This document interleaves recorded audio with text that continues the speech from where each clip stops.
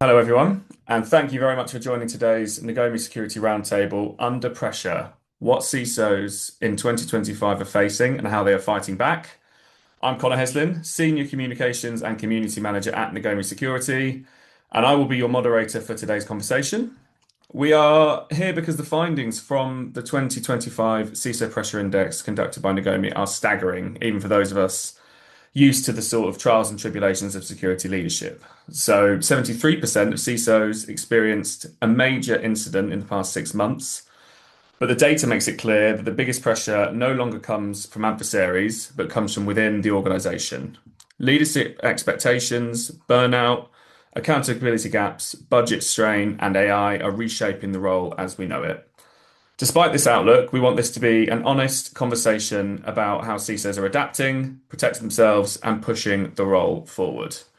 So, without further ado, I will introduce our fantastic group of security leaders who have joined us today. Tyson, who is principal at Cemetery One, Les McCollum, SVP and Deputy CISO at Synchrony Financial, and Peter Van Peren, CISO at AlphaSense. Welcome to all of you, and thank you for taking the time to speak with us today. We're going to look at four major themes close to the panel's hearts before opening up to some audience Q&A and finishing with final thoughts from each panelist. So without further ado, let's get started. The first thing I'd like to cover is one of the strongest drivers of pressure, which we've heard about, between the sort of CISO relationship and other C-suite executives, which, the data and conversations we've had sort of seems fundamentally mismatched in many ways. So the first question I'd like to pose to the panel is, why is the CISO expected to operate like a business leader, but often resourced like a technical operator? So I don't know if anybody wants to start on Yeah, that one. I'll go ahead and jump into the mix because you asked why are we expected to act as a business leader? Well, obviously we're business executives, so we have to understand the business that we're ultimately tasked in order to protect. But the second part of the equation that you asked is like, why are we often not resourced like other business executives? I think that's maybe the $1 million question.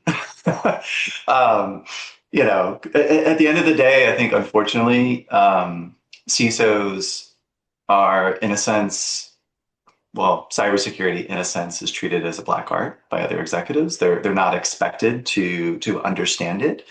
They're also not necessarily do they have the skin in the game around ultimately protecting the value that they're working so hard to generate, right? And so, if you're not, in a sense, also tasked with that kind of accountability, it's very easy for you to basically claim willful ignorance, pass it off to the CISO, and in a sense, outsource the understanding, the management of that particular risk purely on the CISO, while at the same time potentially not giving them the same amount of resources that they need in order to run their programs very akin to a business program. So it's kind of this catch-22 that plays out, unfortunately. Well, and to add to that, there's super bizarre dichotomy where because of how a CISO's job functions, not only do we have to be a business leader, we have to be integrated within the business, almost like a CFO or a legal department, where we have to understand pretty much everything the business is doing. Like if you probably asked any of us on the call or anyone else who's held the title of a CISO at a serious company, what does the marketing department do? What falls under them? What is HR? What divisions are in an HR department? What divisions are in this department, right? Aside from very bespoke product oriented departments, most CISOs can answer those questions off the top of their head. If you ask most C-suite executives, what does a CISO do and what divisions are needed under a CISO's organization, they'll pot something like around like, well, they secure the product or engineering or something. Like it's just an unknown. And part of that is because there isn't, first of all, it's seen as like we don't need operational support and that we're not this division, we're this like add-on. Um, and second to that, like other business executives, to what Tyson said, are not trained or have any sort of experience in cyber risk, even though almost all business is a cyber business in this day and age. Um, and it shows all the time, right? You often see things coming from the leadership team that really only look at like what is the upside of building this thing or changing this revenue or going after this country or whatever else we're going to do from a strategic or operational standpoint. There's no discussion in many of these documents and many of these meetings around the downside risk. And the thing is, if there is a discussion, it's usually us or chief risk officer, chief compliance officer, maybe legal leading that discussion. It should be everyone, right? Like the opposite of making money is losing money, right? And we want to maximize the amount of money we make. Therefore, we should minimize the amount of money we lose, right? It's not hard economics, but it's just not how companies have evolved. And I think we're still at an evolutionary point. Um, and I think if you go back to 1950, most companies didn't have CFOs, right? And if you go back historically, further back, there were a lot of companies that didn't have general counsels and things. And I think we're just in this new evolutionary phase, and it makes things difficult. Yeah, and if I can add and kind of, put in what Tyson and both Peter have talked about, the modern CISO role has truly evolved, and it has evolved dramatically. But our traditional organizational structures and funding models, as well as those leadership mindsets, often haven't changed to align with the new expectations, right? So, CISOs are managing enterprise level risks with IT level resourcing. And so let's think about it for a second. We are now responsible, as I mentioned, enterprise risk, compliance, and regulatory relationships, often operational resilience, cloud transformation, zero trust, identity protection, data protection, and now you add in AI, right? Yet our staffing models and the budget and the headcount typically truly reflects a pre-cloud, pre-AI, pre-regulatory type of model. And therefore, we have this approach or expectation, and even when it starts to get to the funding, that we get investments that are tied to the fear and uncertainty of what might happen, when other business functions are actually get their funding related to revenue and business growth. So the paradigm has actually shifted, and I still think that there are a lot of organizations that are truly faced with the traditional mindset and structure and haven't evolved. Well, and just to add to that really briefly, I was just having a different conversation a couple days ago based on an article that came out, and the average CISO has between 7 and 15 domains, like Wow. separate, distinct knowledge domains floating under them that they are responsible for, that tie into all different parts of the company. And apparently Microsoft's approach to this is that's not humanly sustainable. So we'll have 14 separate silos, which probably is not going to work out well. This is the article I'm referencing, right? But again, we're in this evolutionary point, and I think what is structurally happening is people are starting to realize that it is a business position. It does permeate into the whole company. It does require all these different domain knowledge sets. It is a part of operating a company. But I think to Les's point, that mindset shift, that educational shift, that is usually the hardest part of change management for human beings, right? And so I think we're at a point though where a lot of the writing is on the wall. It's just, can we get people's heads to turn and read it and actually accept what's being written down? And I'll stop trying to use metaphors like that. No, it's really interesting. And yeah, I think oh, please. Sorry, I was Tyson. just gonna say, maybe to like hit the head on the nail, back to something Peter mentioned around folks understanding the finances of a company. Kind of if you go back before Sarbanes-Oxley, a CEO basically, in a sense, could say, "Hey, I don't understand this complex accounting stuff. I'm just going to trust the CFO to like figure this out." Right? We're in a sense in that paradigm, I think, with regards to CISOs, and to kind of emphasize what Peter's saying is, while it's not a great paradigm right? It's making our lives so much more difficult than it needs to be. There is things that are changing. Right? The mindset is starting to change, right? So it's not necessarily all bad. There are things that are just in the works right now that are just drastically kind of rewiring things with regards to how businesses think about this. It's unfortunate, though, we're just in this trough with regards to the stress and the pressure points that are also being put on CISOs and other security leaders at the same time. Yeah, that's a really interesting way to sort of phrase it. And I like the idea of a sort of role that's progressing as the world kind of develops that you mentioned, Peter. So in that vein, I guess to sort of round off this section, what might look like a kind of healthier CISO C-suite relationship as the sort of role does mature and then, the world moves closer towards, understanding the CISO role a bit better.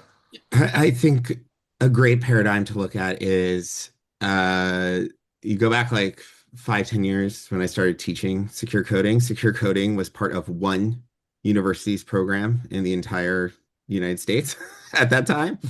But everyone was coding, right? Now secure coding is becoming something that is more level set for a lot of developers. It is covered in more college curriculums. It is expected on the job training at minimum in a lot of institutions. And I think that as things continue to evolve, we will see the same thing across generalized understanding of risk and risk exposure and cyber as a form of business and what comes with it, right? We're still at that. There's many of us, probably folks on the call, who remember pre-internet days, right? We are slowly shifting out of that generation, and I don't think this is fully a generational problem, but I think there's a back wall as to how long I think this mind shift can take because uh, eventually folks are just kind of native to the risks that are out there. Yeah, and one of the things and what I would add there is that when you start to, and I mentioned before, just getting out of the traditional alignment and the way that the security function operates, they also have to look at a way on how they can engage the business more. So start to think about adding a BISO function within the organization that can engage itself at various points of the business so that you can start to get an understanding of some of the business initiatives, the challenges that various leaders are having, and get and move security more to the tip of the spear as opposed to being the actual base of the spear of when things are happening within the organization. We have to get security, and this may sound a lot cliche, but we have to get security at the table sooner and to help it evolve and modernize in such a way that we have the awareness and the agility to respond to the needs of the ever evolving landscape of the business. Yeah. So I think maybe to kind of build on all of that, the thing that I think is going to drive stuff faster is not only the understanding that is now growing, right, to the things that Les and Peter said, but I also think increasingly this kind of lack of accountability is also starting to change, right? So some companies are actually saying, hey, folks, you actually have skin in the game with regards to the compensation that you're receiving to balance both sides of the equation, right? So it's not enough for you to kind of say, I've given this to the CISO, they're going to go over in the corner and they're going to deal with it.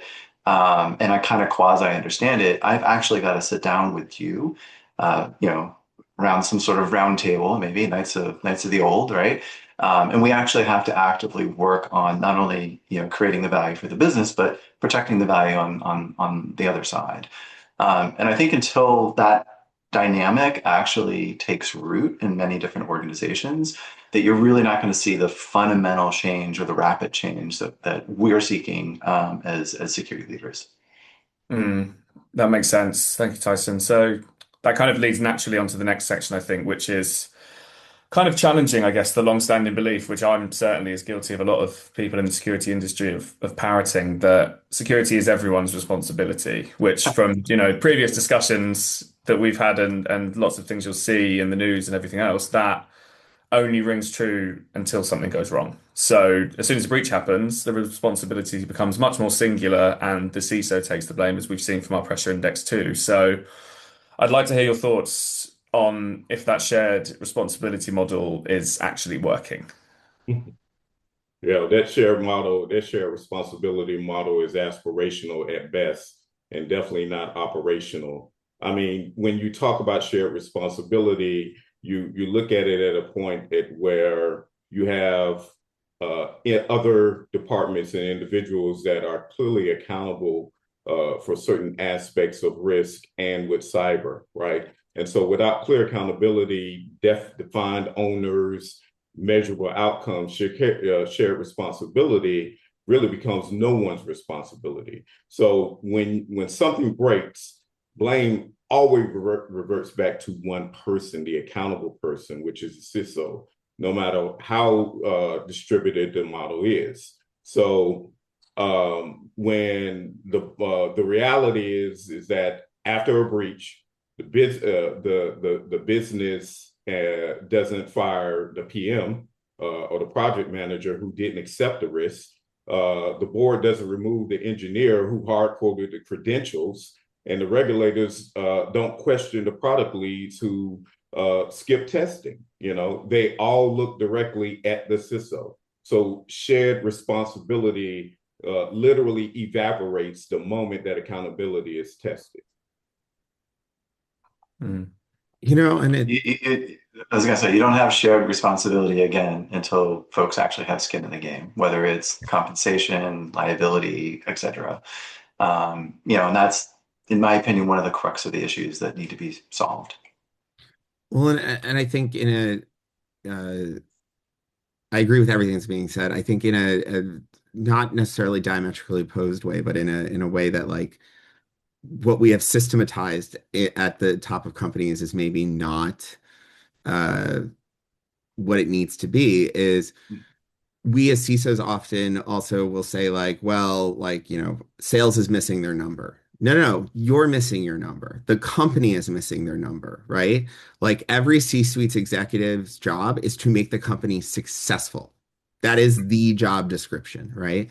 And if you're not contributing to that success and you're not being a strategic partner, then it's really easy to, I think, become the fall guy. And I think it's really easy for people to shirk responsibility. But if you are truly, and I'm not saying that this exists everywhere, this is part of why we have a pressure survey that looks like this, but I think that in an ideal scenario, everyone in the C-suite, right, is both equally parts responsible for the risk that's being taken on and for the successes that are being had and are strategically partnering to achieve those and minimize those, right? And I think that um, part of the reason we get treated like a functional leader is because we're happy to say like we're here to protect the business, and it's like that might be a function of our role, but our role is to make the business successful, right?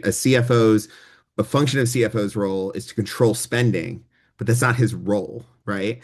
And that pattern has to go away of this kind of like siloed accountability. And I would say we're probably not the only ones that suffer from it. We just are the newest and scariest form of suffering from it. So everyone else kind of throws their hands up and is like, yeah, I don't want to deal with that, right? Um, and so I think we need to also find a way to bridge folks' understanding of risk, right? And that starts by having a risk mindset and not a security is everyone's mindset, right? Like I don't know that that's true, right? It's something we say, but I don't think that's true, right? I don't think any fishing training has ever solved fishing, right? Even though we have everyone take it. So it's like if we're gonna continue down paths like that, then in some ways we are responsible for that, right? And we have to kind of shake some of our own systems and say like, what does it really look like to moderate this risk in a meaningful way? Yeah, and that makes perfect sense. And I think, yeah, thinking about things in terms of risk is definitely an appropriate way to kind of take the conversation. And I guess I'd be interested in maybe a sort of closing thoughts on this section of how you think we could encourage that kind of behavioral shift where CISOs maybe aren't thought about as the default scapegoat and everybody has a sort of shared belief in the mission and an understanding that risk is the issue as opposed to, security responsibility directly. Again, I go back to skin in the game, right? Until it truly is part of your job, right? To Peter's point, not to just look at the value creation side, but the protection aspects, right? The risk mitigation, because it's not just cyber. There's other risks that you need to be concerned about. Um, the it doesn't change, to be blunt, right? Because you're just going to default to, well, I'm being held accountable for making this number, and that's my sole responsibility. So Well, and I think that's one thing that often fails in what we do because it is, again, it's kind of this black art kind of mentality is how are we keeping score, right? If everyone else is keeping score by meeting this metric, this number, this dollar value, et cetera, how are we keeping score? And how can we go to a other C-suite executive and say, hey, your department is causing 80% of the risk for the company, right? And most of the times, if you can find a way to do that, in my experience, the C-suite executive on the other side is not like, cool, right? Like they're usually like a little more alarmed and involved in that and want to not be the person held responsible, but we have to figure out some way to demonstrate that. And that requires shifting into that risk mindset and finding a way to kind of like quantify and calibrate those risks beyond like where a lot of things fall, like Les said, to kind of like a FUD mentality. Yeah, and some of the what I was just going to say some of the breakdown with that though, Peter, is the what we illustrated before is the lack of kind of operational support in order to run some of those things as well, Yep. right? So it's kind of like almost like a catch-22. So That's where well, we live, I think Tyson. I know. Go and ahead, Les. Sorry. no, I think one important factor in all of this as well is I've had the opportunity over the course of the years that I've been a CISO to actually report to the CEO of the organization, and in doing so, having that seat at the table and having risk discussions with all the C-suite executives at the table with everyone there, talking about the risk posture that each one of the functions, such as HR to marketing to investments to even IT, and presenting those numbers that we agreed were KPIs and other things that really showed the performance and the security posture and the risks that those functions were posing to the organization was really eye-opening. You got people, nobody wanted to be the least secure function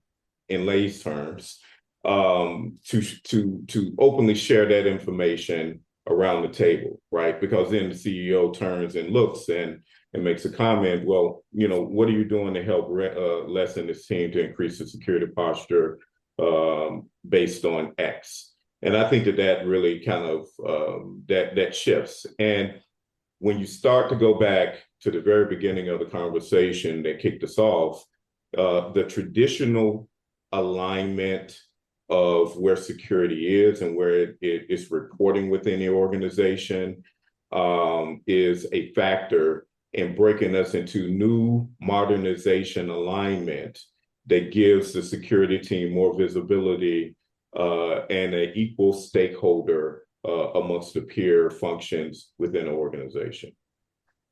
Yeah, I think that makes a lot of sense. Thank you, Les, and to all of our panelists. So moving on to our third topic here, or our third theme, which is one of the most provocative ideas that we've kind of heard emerging in the industry over the last few years, which is that you cannot tool away ignorance. as organizations are kind of accumulating more and more tools, 65% of the CISOs in Nagomi's survey reported managing 20 plus, with 13% managing 50 plus, with, limited integration, oversight, or consolidated reporting. Does this kind of reliance on tools reflect a kind of cultural shortcut, relying on those technologies to mask unsafe behaviors? Yes. Yeah. Great, move on. Yeah. I mean, yeah, I mean, it's an easy button. It's kind of like the bliss of theater, right? You're able to say, well, go get a tool, right? We'll give you a little bit budget to go slam this in, and it fixes the problem.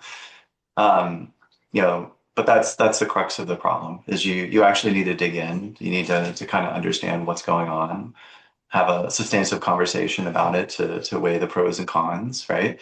And I think until people are really doing that, they, in a sense, have this almost willful kind of ignorance, right? Plausible deniability around what is actually going on and what it's actually going to take to do something about it. I think Les's example and what we were just talking about, how he was reporting the CEO and had those substantial conversations around, well, this group is driving a certain amount of risk, and having the CEO turn to him and say, okay, what are you going to do about it? Like that's a healthy dynamic, right? That's not, an emphasis on, well, go buy this tool and we're done, like go away, right? So. Yeah.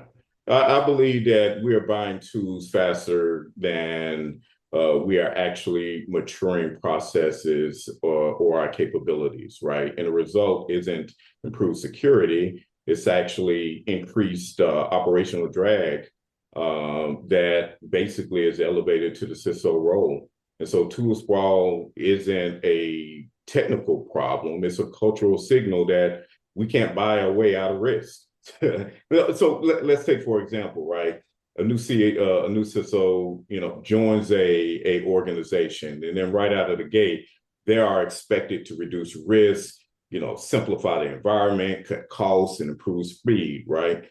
And when actually they inherit a security stock of tools that were chosen before their arrival, right?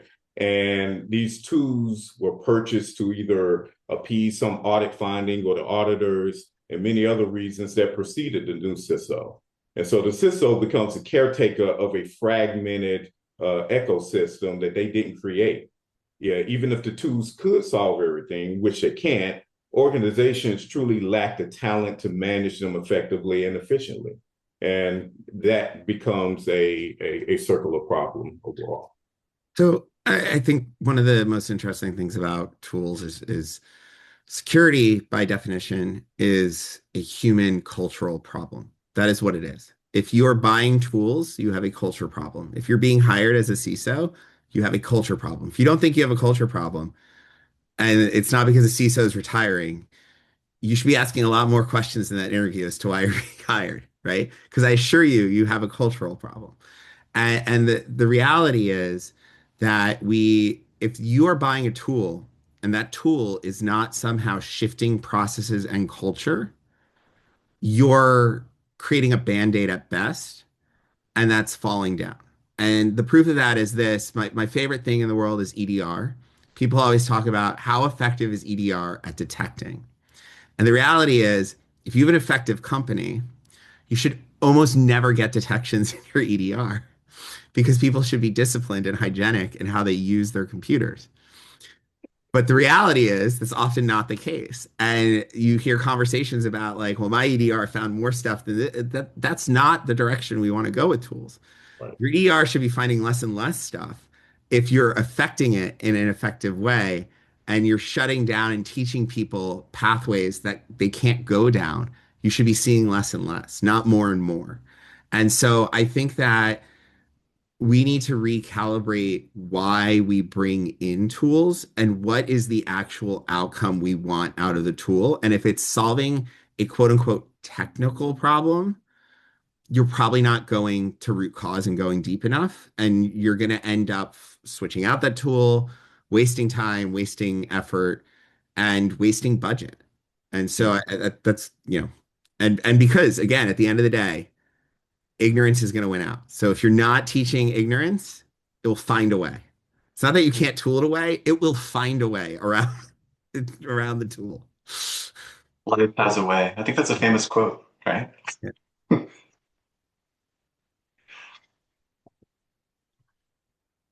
Colin, you're on mute. Colin, Or you're on Connor, mute. sorry, you're on Apologies. mute. Apologies, guys. So, any other thoughts on that section? Or if we can not, we can move on to the final topic, which is AI. Um, so AI dominates almost every security conversation today, and is often presented as, a catch-all solution to everything while being lauded as the kind of biggest organizational threat at the same time. So 59% of the CISOs that we surveyed cited agentic AI as their top term near or their near top term threat, with 47% expecting it to be within the next 2 or 3 years. So one of the things that I've, been really interested in is AI as an amplifier of the good and the bad in a security program, as opposed to treating it as a kind of catch-all solution or threat. So I'm really interested in the panel's opinions on how AI works to either amplify your existing security activity that is good or bad. What I would do, I would start off by saying that AI doesn't necessarily create new behaviors in an organization.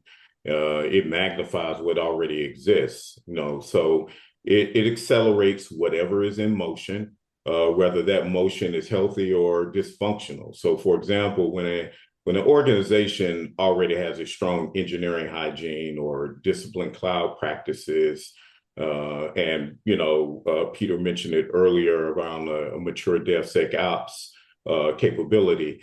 AI becomes a true force multiplier. It can automate what teams already know how to do well. Therefore, it scales good practices within the organization. So naturally, if the bad behaviors exist within the organization, the opposite occurs for those behaviors. And so AI is an accelerator, but not a repair tool for the issues and the challenges of immature processes and capabilities overall. And so if your foundations are weak and AI amplifies chaos, if they are strong, it accelerates and becomes that true force multiplier, I believe. And so it truly is a good thing, but it also can be a bad thing based on the way that your organization is actually operating. No, I fully agree with what Les just said. It's not bad, it's not good. It's ultimately how you use it and whether or not it's built on a solid foundation.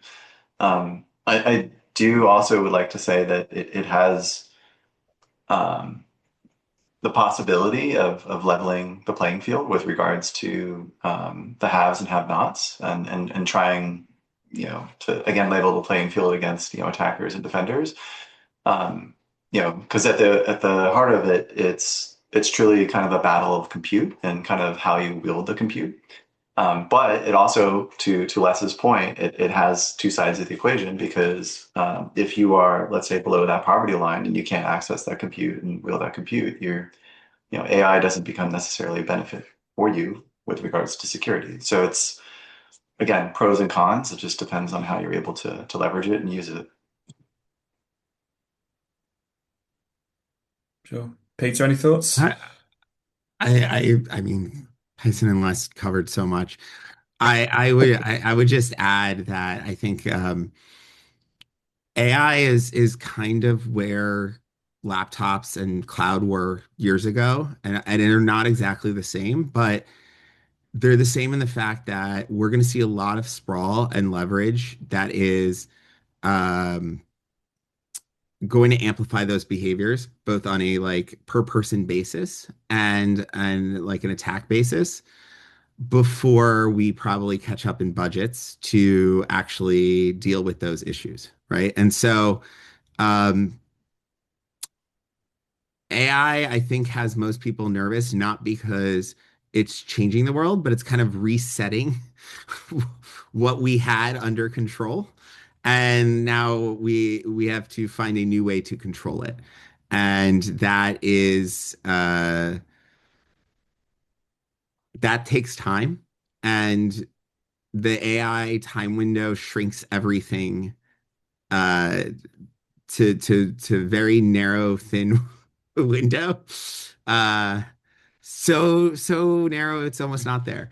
And that's I think where a lot of the fear comes in. Yeah, I think that makes a lot of sense.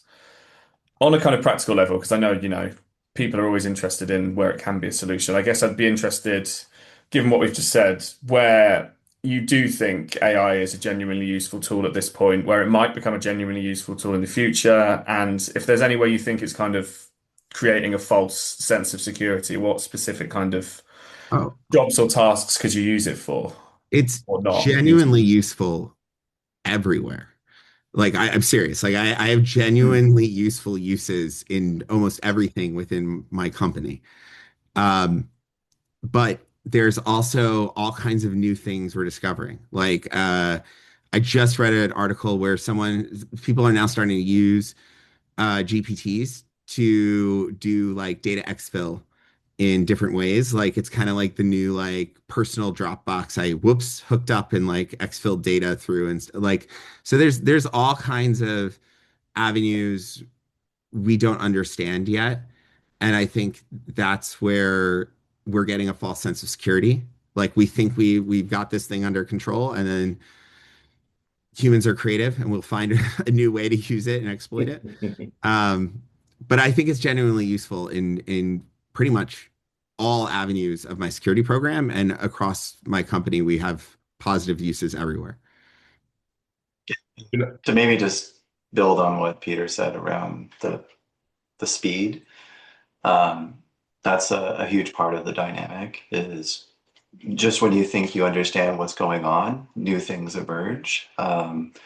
And so that is, I think, the crux of the point or the crux of the challenge, both in like how you can use it and then the issues that it can potentially cause. So but I wanted to go back to something that Tyson mentioned in one of his earlier comments around AI and the thought of a cyber poverty line. I Mm. mean, that is becoming more real, each day, and the industry is now experiencing a widening gap between organizations that can adopt AI responsibly and those that cannot, right? So this proverbial cyber poverty line reflects really a structural divide between organizations that limits that organizations that potentially have budget challenges, talent challenges, and legacy environments.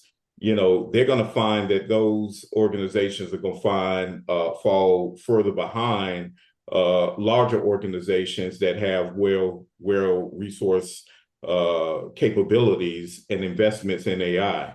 So AI is can definitely widen that proverbial cyber poverty gap if organizations don't approach this appropriately.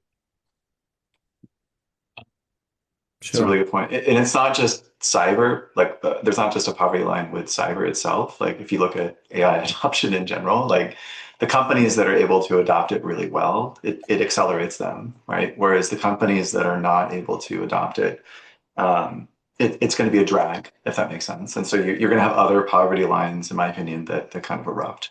Yeah. So Awesome. Thank you very much, guys. So thank you all for your insights. It's been fascinating to hear all of your sort of perspectives on the kind of issues, and we've covered a hell of a lot of ground in the conversation. So I'm sure there'll be some audience members who are eager to participate, and we will open the floor to some questions from the audience for the next few minutes before I come back to our panelists for some closing thoughts.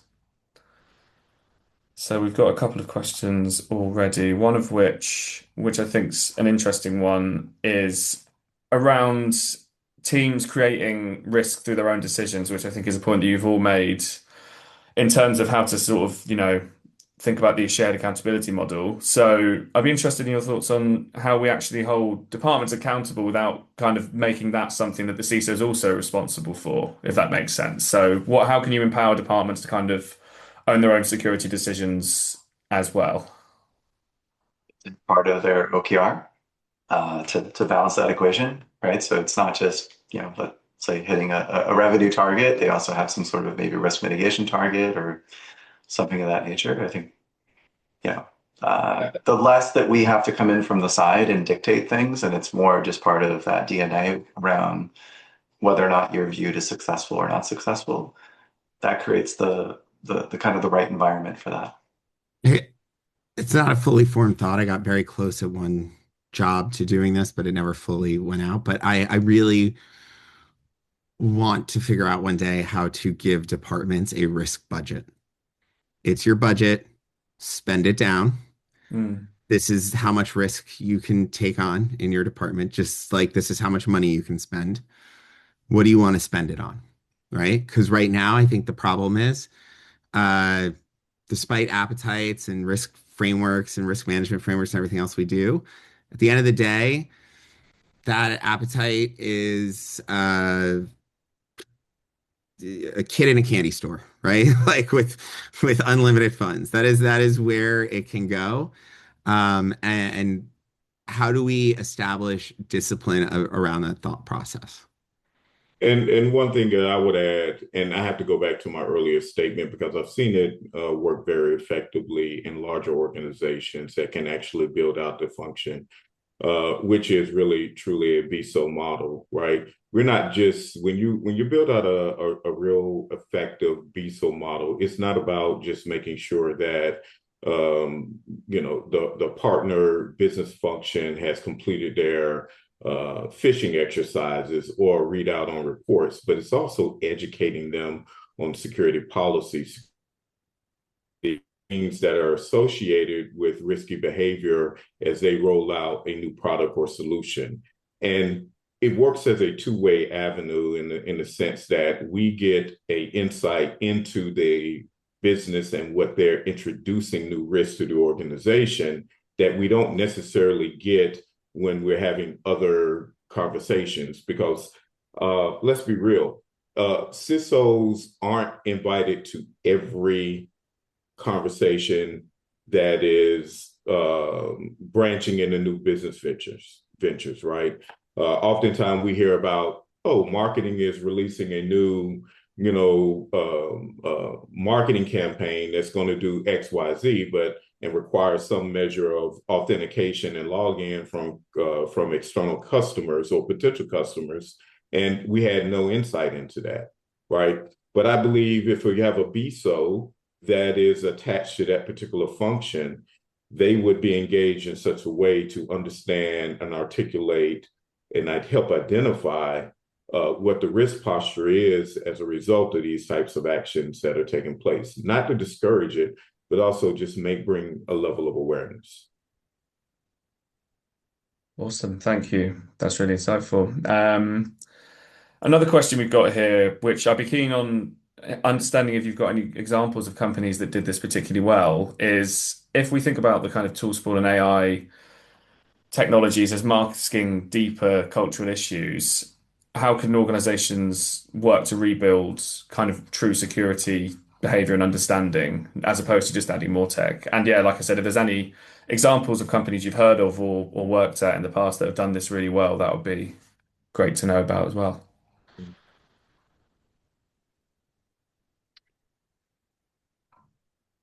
I think, Go ahead, go ahead, Tyson. Peter. I was Nope. going to say maybe a good visual working example is Equifax after their breach. Mm, They, in a sense, rebooted everything. However, I think they also worked hard to emphasize it wasn't just a tech equation. They actually had executive compensation tied to how successful they were managing security risk. And it was part of like their investor documents. It was things that they talked about.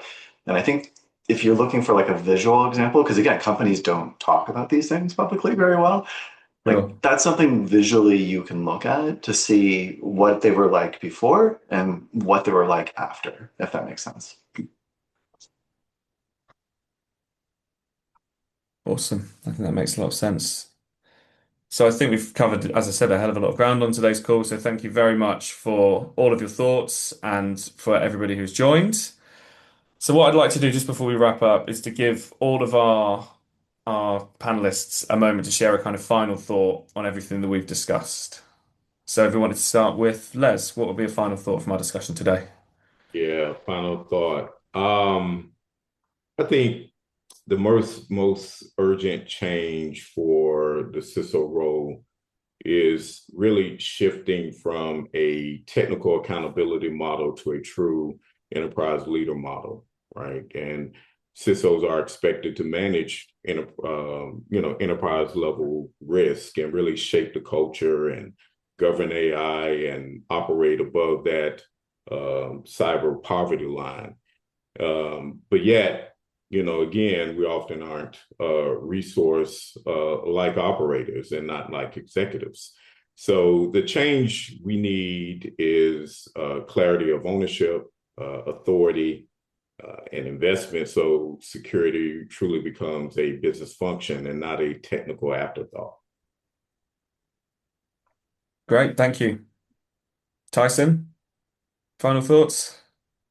Yeah, I mean, I think my final thought is don't give up. I mean, it's rough right now, per the results of the survey that you all just did, and per our common shared experiences as CISOs and security leaders.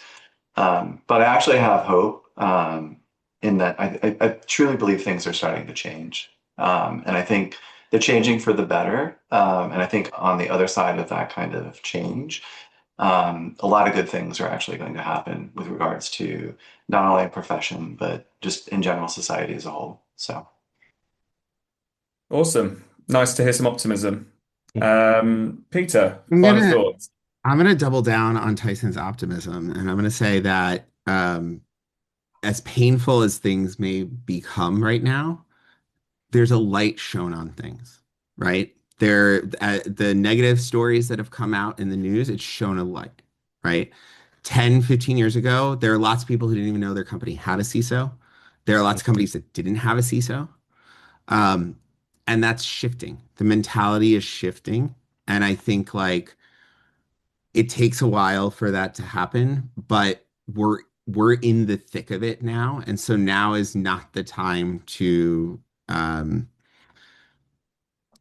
let the pressure get to you. Now is the time to kind of double down and dig deeper and find the ways to, like Les said, move into that kind of more business function model and to help shift that mentality shift and that evolution that's occurring and to keep dragging risk and what we do into the light so that everyone else can understand the importance of what we do. And to me, that's very optimistic because um, it might still be a black art, but at least folks know it exists and that it's to some degree important. So we're getting there. We're getting there. Even though it might not feel like it day in and day out, we're getting there. baby Awesome. steps. Love it. Absolutely. All right. Well, thank you. Thank you very much to all of our panelists for joining today and for such an honest, frank, and thoughtful conversation. And thank you to everyone who joined us today. We will be sure to share a recording of this conversation with anybody who wasn't able to attend but is registered, as well as the full 2025 CISO Pressure Index to explore the full results in your own time. So thanks, everybody. Take care, and we look forward to seeing you at the next Nagomi event. Thanks again. Thank you. Bye, everyone. Right? Thanks, everyone. Bye bye.